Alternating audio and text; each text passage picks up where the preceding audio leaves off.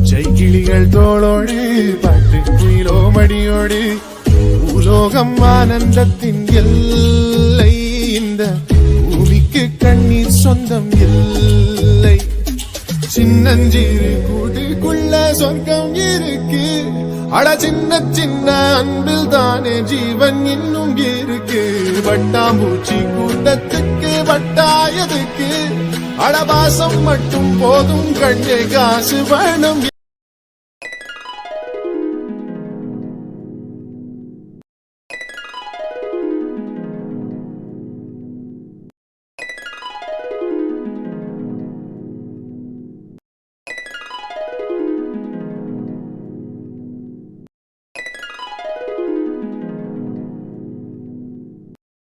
இப்போதான் எனக்கு ரொம்ப சந்தோஷமா இருக்கு. இந்த பிள்ளைக்கு 15 வயசாகிடுச்சு, இன்னும் வரலையேன்னு எல்லாரும் கேட்கும்போது எனக்கு ரொம்ப கஷ்டமா இருந்துச்சு. ஏன் இன்னும் வரல, ஏன் இன்னும் வரலேன்னு. ஏன்னா வித்தியாலாம் 14 வயசு ஆரம்பம் ஆறக்குள்ளே அவெல்லாம் வந்துட்டா. அதனால எனக்கு பயமாகவே இருந்துச்சு, என்ன ஏதுன்னு தெரியலையேன்ட்டு. பரவாயில்ல, இப்போ நல்லபடியாக அதுவும் சிவராத்திரிக்கு முந்தின நாள் வந்திருக்கிறா.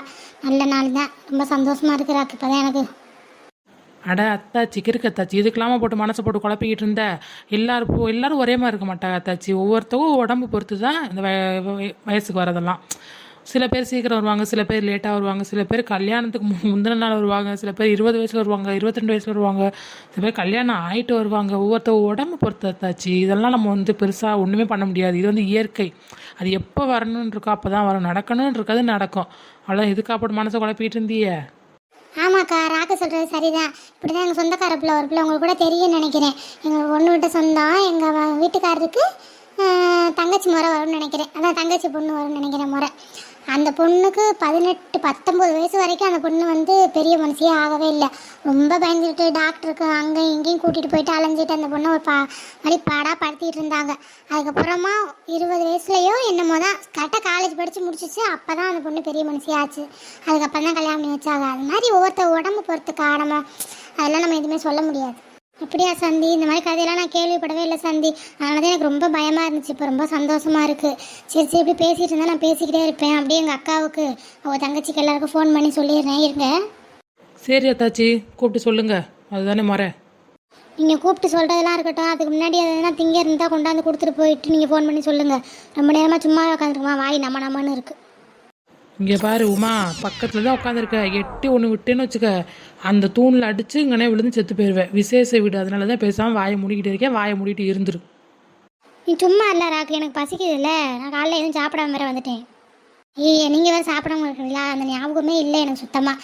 வாங்க ராக்கு, சாந்தி வாங்க. உமா வந்து இட்லி தான் ஊற்றி வச்சுருக்கேன். எல்லாருக்கும் சேர்த்து தான் ஊற்றி வச்சேன். வாங்க சாப்பிடுங்க வந்து. அத்தாச்சி அதெல்லாம் சாப்பிடலாம் அத்தாச்சி. என்ன இப்போ மணி என்ன 8 தானே ஆகுது. சாப்பிடுவோம். சரி, நான் போய் காஃபி போட்டு எடுத்துகிட்டு வரவா? அதையாவது குடிச்சிட்டு இருங்க கொஞ்சம் நேரம். கொடுங்க. அதை கொண்டாந்து அதையாவது முதல்ல கொடுங்க, வயிற்றில் ஊற்றுவோம். அடைச்சி, இதெல்லாம் என்ன ஜென்மம்னே தெரியல. வயிறா என்னடி இதெல்லாம் கருமம்? நீ வாயை மூடு, ரொம்ப சீன்படாத. நல்லா தான் உங்கள் பஞ்சாயத்து. அப்படியே சண்டை விட்டே இருங்க. எங்கள் அக்காவுக்கு ஃபோன் பண்ணி ஒரு வார்த்தை சொல்லிடுறேன். சரி அத்தாச்சி, பேசுங்க. நாங்கள் போய் காஃபி போட்டு எடுத்துகிட்டு வரோம். அட ஏராக்கு, இரு, நான் அந்த ஃபோன் பேசிட்டு வந்து போட்டு தரேன். இரு. அதெல்லாம் ஒன்றும் வேணாம், நீங்கள் பேசுங்க. நான் போய் காஃபி போட்டு எடுத்துகிட்டு வரேன். ராக்கு, அப்படியே காஃபி மட்டும் எடுத்துகிட்டு வந்துடாது. எதனா பிஸ்கட்டு, எதனா முறுக்கு இருக்குது, எதனா வச்சு எடுத்துகிட்டு வா. என்ன வேணும்? முறுக்கு வேணுமா? பிஸ்கட்டா? ஒரு நிமிஷம். சாந்தியக்கா, அப்படியே கொஞ்சம் எந்திரிச்சு இப்படி கோமு தச்சு பக்கத்தில் உட்காருங்க. இங்கே வாங்க. ஏடா ராக்கு? சொன்னால் கேளுங்க. இப்படி உட்காருங்க, வாங்க. இந்தா போய் செத்து தொலை. ஆத்தி, என்னை கொண்டு விட்டாலே பேதியில் போவா. பிஸ்கட் வேணுமா? முறுக்கு வேணுமாம்ல? நீயே ஒரு கிறுக்கு, உனக்கு எதுக்கு முறுக்கு? ராக்குக்கு அறிவே இல்லை. எந்திருமா, எந்திரி. அடிடி ஏதாவது பட்டுச்சாமா? அதெல்லாம் ஒன்றும் இல்லைக்கா, சும்மா பேசாம அடிதான். ஆமாம் சாந்தியக்கா, அவளுக்கு சப்போர்ட் பண்ணுங்க. எந்த நேரத்தில் எது வேணும்னு கேட்காம உட்காந்து கேட்டுக்கிட்டு இருந்தா. அதான் எட்டி ஒரு உத விட்டேன். அதுக்கே அவங்க மூஞ்சி எப்படி போகுது? ராக்கு, எங்கேயாவது பட இடத்துல பட்டு ஆச்சுன்னா என்ன ராக்கு பண்ணுறது? அட நீங்கள் வேறக்கா, அவளுக்குலாம் ஒன்றும் ஆகாது. நான் போய் காஃபி போட்டு வரேன், இருங்க. ஏல ராக்கு, என்ன இன்னொரு உத வேணுமா? இன்னமேலாம் உதஞ்சேன்னா இனிமேல் உதையலாம் மாட்டேன். ஸ்ட்ரெயிட்டாக காலை பிடிச்சி அந்த தூணுக்கு பாரு, ஒரே அடிதான். அத்தா, எனக்கு ஒன்று வேணாத்தா. கொஞ்சம் நீ தள்ளி விட்டதில் இடுப்பு வலிக்குது. கொஞ்சம் தையில மட்டும் எடுத்துகிட்டு வான்னு சொல்கிறது தான் கூப்பிட்டேன். தைலம் தானே, எடுத்துகிட்டு வரேன்.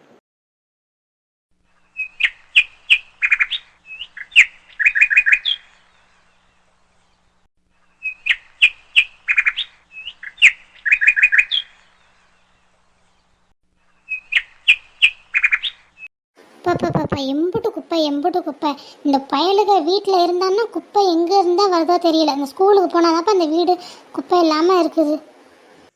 யார் இந்த நேரத்தில் ஃபோனு? என் தங்கச்சி பண்ணுது. ஹலோ கோமு, எப்படி இருக்க? நான் ஆயுஸ் 100 உனக்கு. காலையில் தான் நினச்சேன் எங்கடா தங்கச்சிட்ட பேசி 4 நாள் ஆச்சே பேசணுமேன்ட்டு. கரெக்டாக நீயும் கூப்பிட்றேன். அப்படியாக்கா நினச்சியோ? எங்கக்கா கூப்பிடவே முடியலக்கா. வீட்டில் இருந்துச்சுன்னா அந்த பிள்ளையே எனக்கு இதில் பார்த்துக்க டைம் கரெக்டாக இருக்குது. ஸ்கூலுக்கு போயிடுச்சுன்னா இந்த வீட்டு வேலையெல்லாம் பார்க்குறதுக்கு எனக்கு நேரம் சரியாக இருக்குது.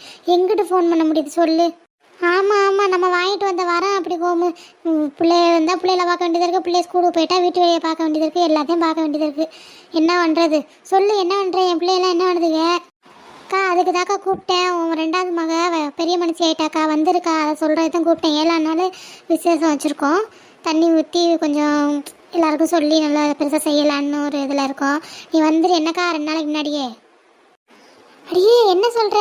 அப்படியா? ரொம்ப சந்தோஷம். நீ வேற புலம்பிக்கிட்டே இருப்ப. அந்த பிள்ளை இன்னும் பெரிய மனுஷி ஆகலை பற்றியா? நல்ல பெரிய மனுஷியாக இருக்கு பற்றியா? நாளைக்கு இது சிவராத்திரி இன்னைக்கு ஆயிருக்கா. பரவாயில்ல, ரொம்ப சந்தோஷம்தான். சரி நான் வர்றேன். நீ சாயங்காலமா அந்த பசங்க ஸ்கூல் விட்டு வந்தோடனே கூட்டிகிட்டு வர்றேன் என்ன? ஆமாக்கா ரொம்ப சந்தோஷம்தான். சரி நீ அடிச்சு பிடிச்சலாம் ஓடியார வேண்டாம். நீ பொறுமையாக வேலையெல்லாம் முடிச்சுட்டு நாளைக்கு கூட வா சரியா? அப்புறம் மாமா திட்ட போகிறாரு. எங்கள் மாமா எங்கக்கா? அதெல்லாம் ஒன்றும் சொல்ல மாட்டார். மாமா வேலைக்கு தான் போயிருக்காரு. சாயங்காலம் வந்துடுவார். சொல்லிவிட்டு இந்த பயலுல கூட்டிகிட்டு வர்றேன் வண்டியில் என்ன? அப்படியா? சரி எங்கள் பிள்ளை ஸ்கூலுக்கு போயிடுச்சோலோ? ஆமாம் கோமு, அவங்க ஸ்கூலுக்கு போயிருக்காங்க. சாயங்காலம் வந்துடுவாங்க. வந்தோடனே கூட்டிகிட்டு வரேன். சரி எங்கே என் பெரிய மக வித்யா அப்புறம் கடைக்குட்டி எங்கே எல்லாரும் ஸ்கூலுக்கு காலேஜெலாம் போயாச்சா? ஆமாக்கா, அவள் ஸ்கூலுக்கு போயிட்டா, அவள் காலேஜுக்கு போயிட்டா, 2 பேரும் போயிட்டாங்க. சரி நீ சாயங்காலம் வரும்போது பார்த்து வா. பசங்களை கூட்டிகிட்டு வா. மாமாட்டையும் நான் சொன்னேன்னு சொல்லிடு. இல்லை மாமா வந்தோடனே எனக்கு மிஸ்டேக் அதை விட நான் கால் பண்ணி சொல்லிடுறேன் மாமாட்டையும். அதெல்லாம் ஒன்றும் வேணாம், மாமாட்டெலாம் நீ சொல்ல வேணாம், நானே சொல்லிக்கிறேன். அதெல்லாம் ஒன்றும் நினச்சிக்க மாட்டார். நான் சாயங்காலம் பயலுக்கு வந்தோடனே கூட்டிகிட்டு வரேன் என்னம்மா? சரிக்கா அந்த தங்கச்சிக்கெலாம் ஃபோன் பண்ணி சொல்ல வேண்டியது இருக்குது. நான் கால் பண்ணி சொல்லிவிட்டு அப்புறமா உனக்கு கூப்பிட்றேன் என்னக்கா? சரிம்மா, பாரு ரொம்ப சந்தோஷமாக இருக்குது. இந்த குட்டி தான் வயசுக்கு வரலன்னு சொல்லி புலம்பிக்கிட்டே கிடந்தா என் தங்கச்சி. பரவாயில்ல, நல்லா வந்திருக்கு பிள்ளை. போய் உடனே பார்க்கணும். போக முடியாது, அவங்க வந்தால் தான் போகலாம். சரி அவங்க வரட்டும், கூட்டிகிட்டு போவோம்.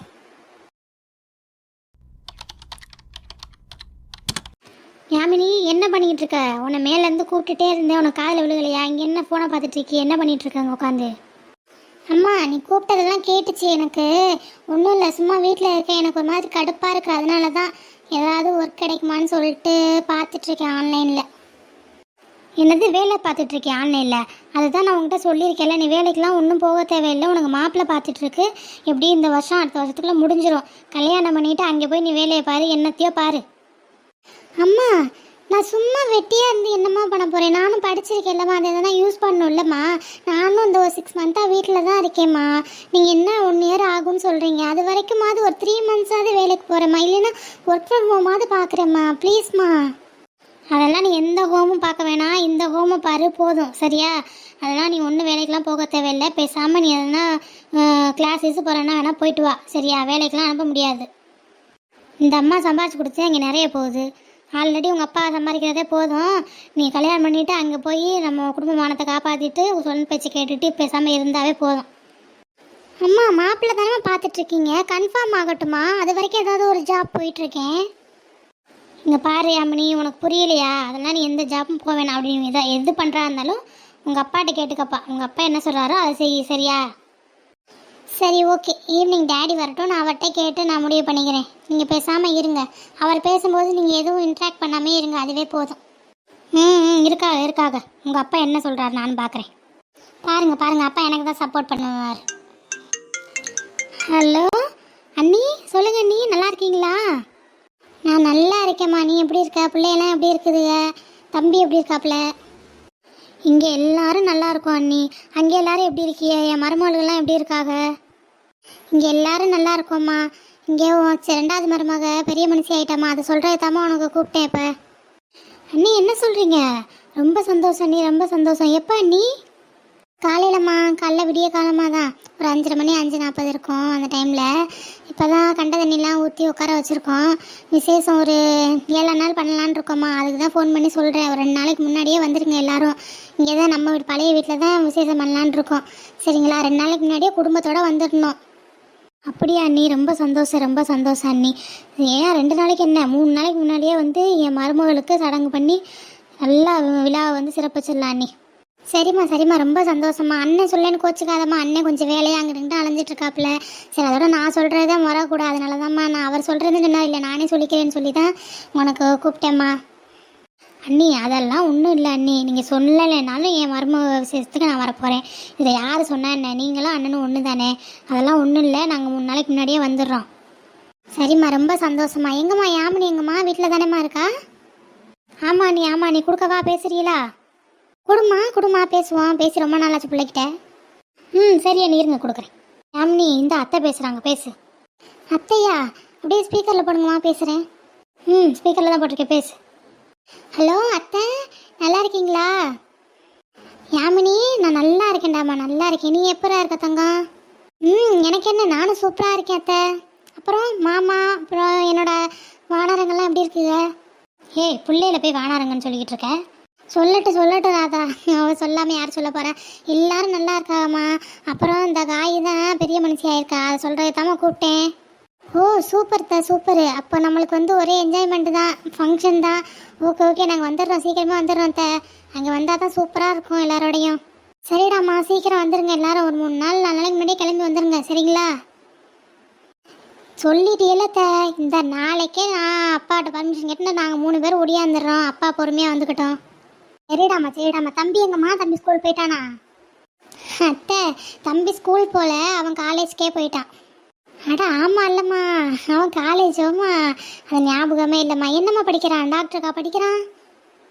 ஆமாம் அத்தை, டாக்டருக்கு தான் படிச்சுட்ருக்கான். சரிம்மா, ரொம்ப சந்தோஷம். சரிம்மா, அம்மாட்ட கொடுமா. சரிதா, பேசுங்க அம்மா கிட்ட. ஹலோ அத்தாச்சி, சொல்லுங்க அத்தாச்சி. சரிம்மா. சரி, அப்புறம் நம்ம யாமினிக்கு மாப்பிள்ளெல்லாம் தேடிட்டு இருந்தில்லையே, இதெல்லாம் அமைஞ்சிச்சா அமையலையா? எங்க அண்ணி, எல்லாம் நமக்கு வருது, மாப்பிள்ளலாம் நிறையா வருது, ஆனால் நமக்கு எதுவுமே செட் ஆக மாட்டேங்குது அண்ணி. அதான் அவர் 4 இடத்துல சொல்லி பார்த்துட்ருக்காரு, நானும் தெரிஞ்ச வீட்டுலாம் சொல்லி பார்த்துக்கிட்டு தான் இருக்கோம்.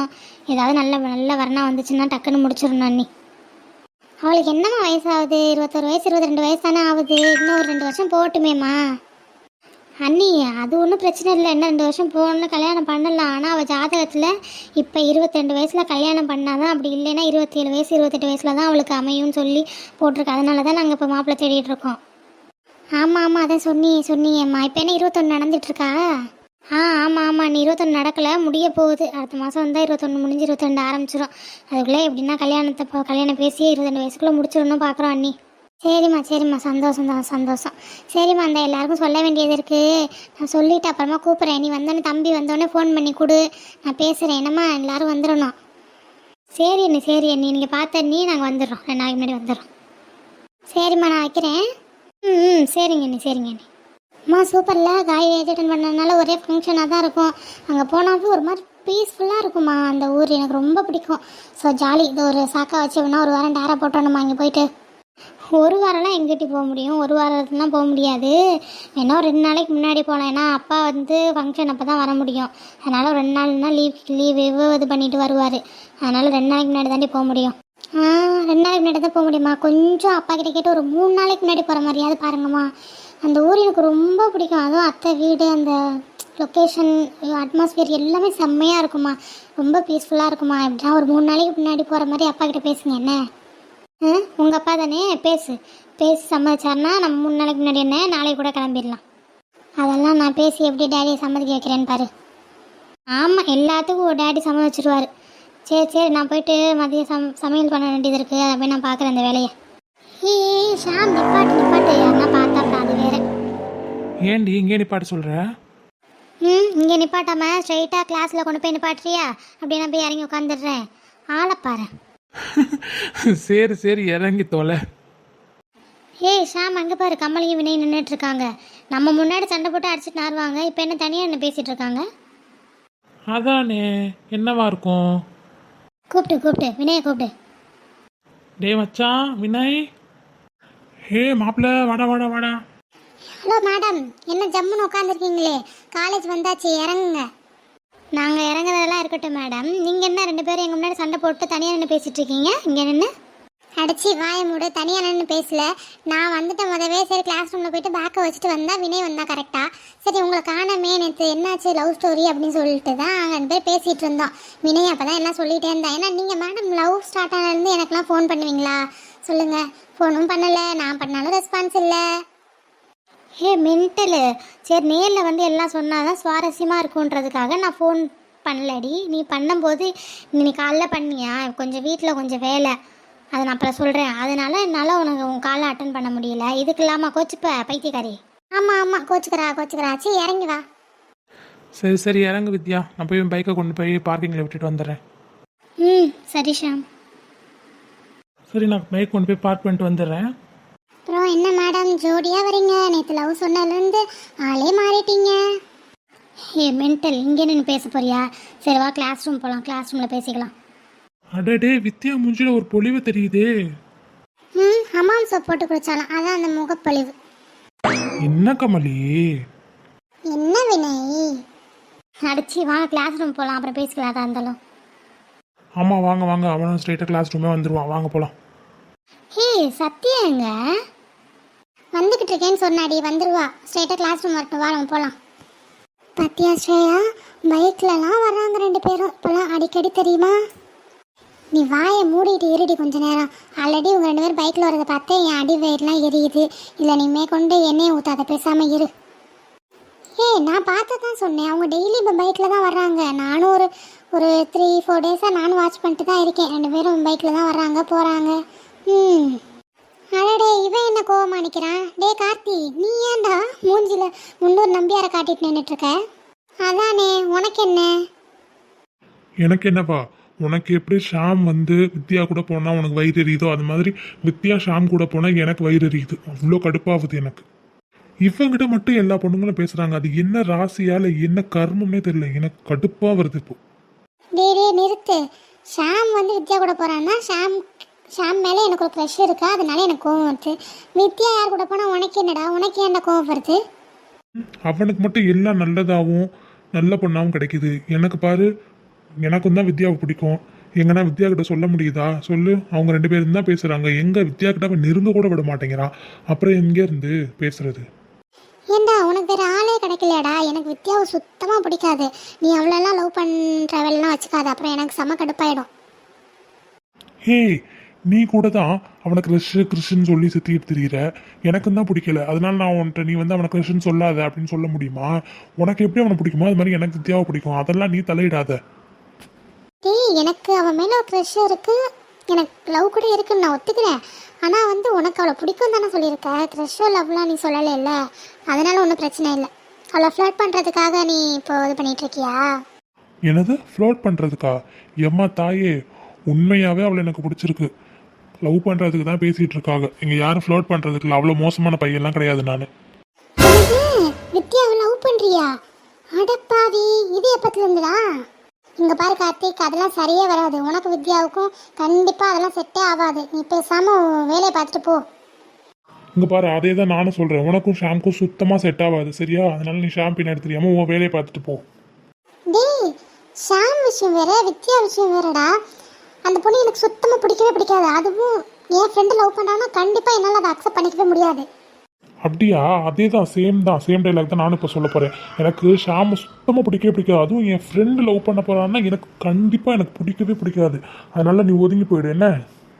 ஹலோ 2 பேர் நிப்பாட்டுங்க. இப்போ அவங்க 2 பேருக்காக நீங்கள் 2 பேர் சண்டை போட்டுட்டு இருக்கீங்களே. சப்போஸ் அவங்க 2 பேர் லவ் பண்ணிட்டு போனால் நீங்கள் 2 பேர் என்ன பண்ணுவீங்களா? தப்பாக எதுவும் சொல்லிட்டேமா? 2 பேர் நம்மளை முறைக்குதுங்க. ஸ்ரேயா, தப்பா எதுவும் சொல்லிட்டேன்னா என்ன? நீ வாயை மூடு. இனிமேல் வாயை திறந்துன்னு வச்சுக்க, அவ்வளோதான் உனக்கு சொல்லிட்டேன். என்ன திட்டுறா? சரி அவங்ககிட்ட கேட்போம். கார்த்தி, நான் தப்பா எதுவும் சொல்லிட்டேனா கார்த்தி?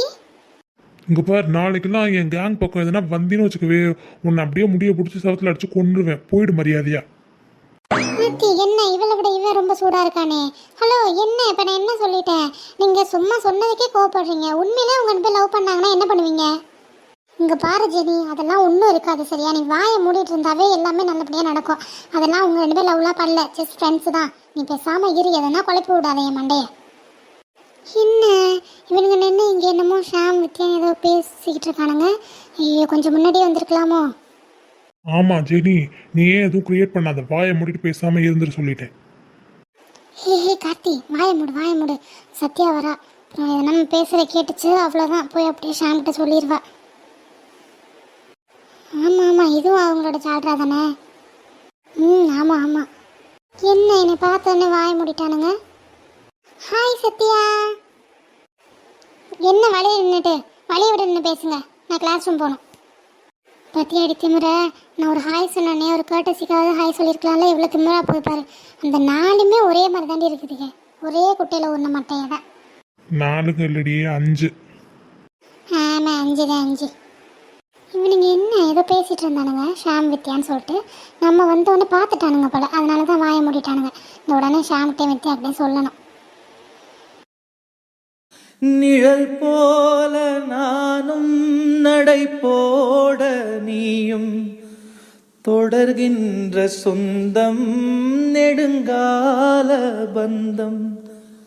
கடல் வானம் கூட நிறம் மாறக்கூடும், மனம் கொண்ட பாசம் தடம் மாறிடாது. நான் வாழும் வாழ்வே உனக்காகத்தானே, நாள்தோறும் நெஞ்சில் நானேந்தும்